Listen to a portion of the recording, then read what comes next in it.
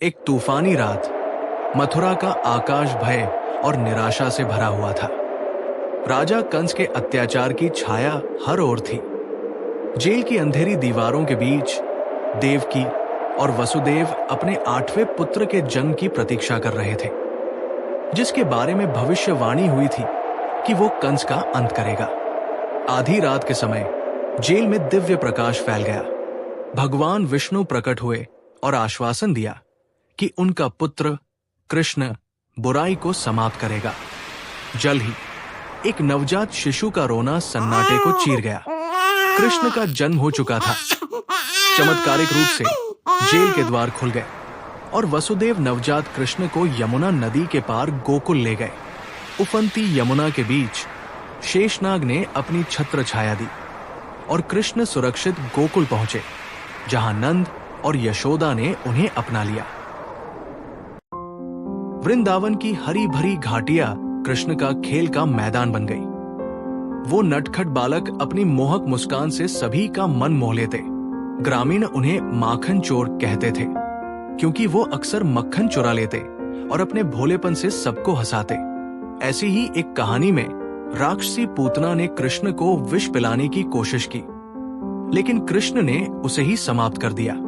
एक अन्य घटना में कृष्ण ने यमुना नदी को विषमुक्त किया, जिसमें कालिया नामक नाग ने अपना विष फैला दिया था।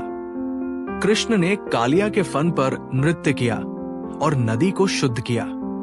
उनके बचपन का सबसे अद्भुत क्षण तब आया जब इंद्र क्रोधित होकर भयंकर वर्षा भेजकर वृंदावन को नष्ट करना चाहते थे।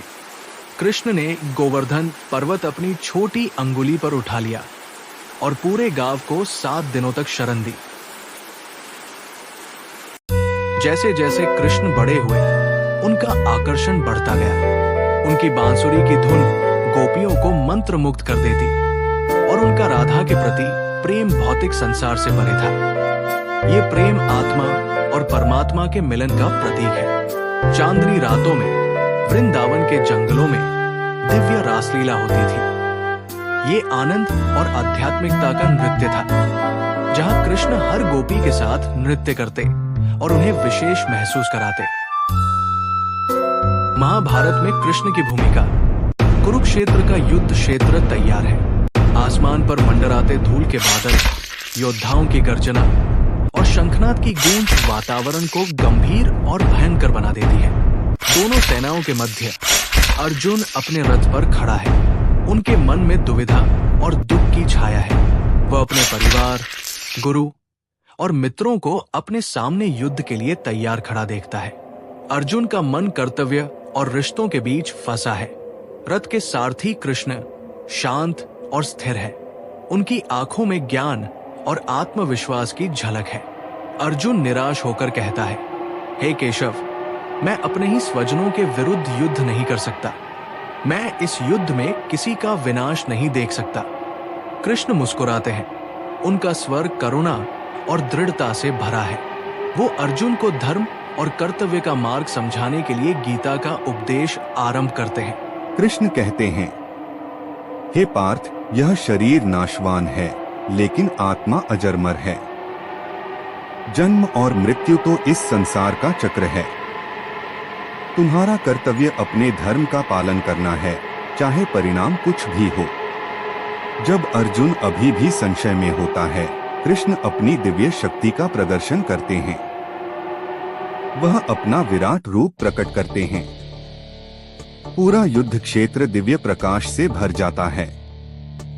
कृष्ण के विराट रूप में अनगिनत मुख, अनंत भुजाएं और असीम ऊर्जा दिखती है। उनके नेत्र अग्नि की तरह चमकते हैं। देवता, ऋषि और सभी योद्धा उनके इस रूप को देखकर विस्मित हो जाते हैं। कृष्ण का गूंजता हुआ स्वर सुनाई देता है, मैं इस संसार की हर आत्मा में व्याप्त हूँ। मैं ही सृष्टि का रचयिता, पालनकर्ता और संहारक हूँ। जब भी अधर्म का विस्तार होगा, तब मैं धर्म की स्थापना के लिए अवतार लूंगा। अर्जुन कृष्ण के विराट रूप को देखकर स्तब्ध रह जाता है। उसकी शंकाएं समाप्त हो जाती हैं।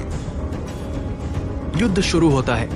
कृष्ण जो अर्जुन के सारथी हैं, हर पल अर्जुन को प्रेरित करते हैं। वो अर्जुन से कहते हैं, हे धनंजय, अपने कर्तव्य का पालन करो।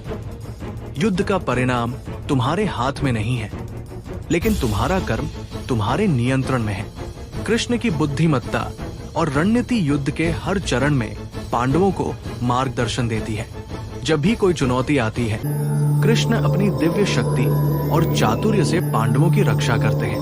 महाभारत के युद्ध के बाद कृष्ण ने अपने कार्यों को पूर्ण किया और अपने संसारिक रूप को त्यागने का समय आ गया।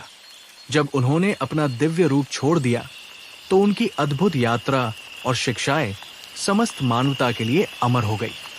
ये दृश्य समय के बीतने के साथ बदलता है और कृष्ण की विरासत का प्रभाव अनगिनत पीढ़ियों तक फैलता है।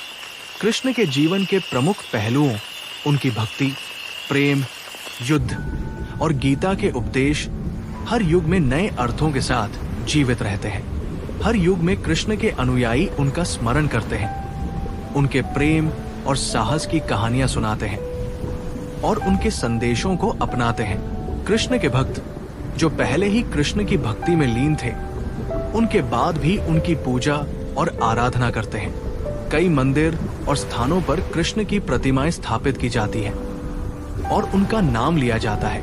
विशेष रूप से गोपियां, जिनकी कृष्ण से आध्यात्मिक और प्रेमपूर्ण संबंध थे, उनके प्रेम की महिमा का प्रचार करती है। एक खास दृश्य में कृष्ण के भक्त ध्वनि और नृत्य के माध्यम से उनका गुणगान कर रहे होते हैं। Thanks for watching. Don't miss to like the video and please subscribe our channel.